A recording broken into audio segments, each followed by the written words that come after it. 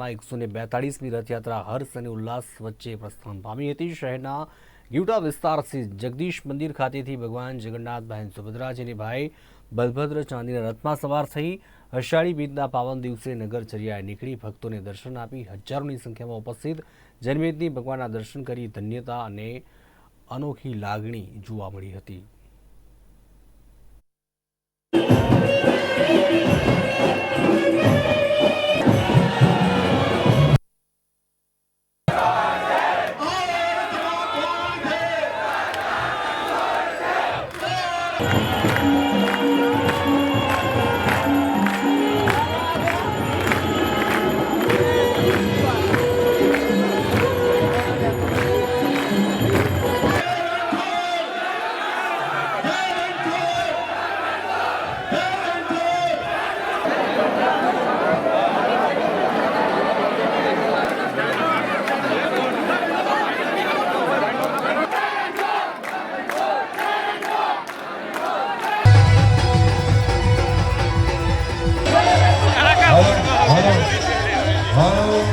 આવી પવિત્ર ભૂમિ પર જ્યારે રથયાત્રા નીકળતી હોય ત્યારે એના નીકળવા માટેના પણ ઘણા બધા રીઝન હોય છે। લોકો કહેતા હોય છે આપણી જે પરંપરા મુજબ એમ સૌથી મોટી પરંપરા એ પણ છે કે ભગવાન જ્યારે નીકળે ત્યારે ઘણા બધા લોકો મંદિરે ના આવી શકતા હોય, કોઈ અપંગ હોય, કોઈ બીજા હોય, તો ભગવાન ખુદ એમના ઘરેથી પસાર થઈને પણ એમના દર્શન આપતા હોય છે।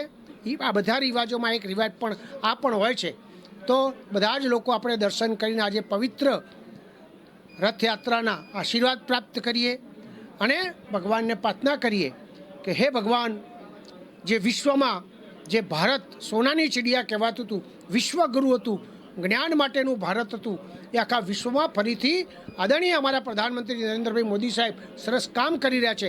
એમને શક્તિ પ્રાપ્ત થાય અને વિશ્વગુરુ બનીએ ફરીથી વિશ્વમાં દરેક માધ્યમથી આપણે ભારત એ વિશ્વના અનેક ક્ષેત્રે આપણું વસુધૈવ કુટુંબની ભાવનાથી દરેકનું કલ્યાણ થાય એ પ્રકારની ભૂમિકા ભજવીએ।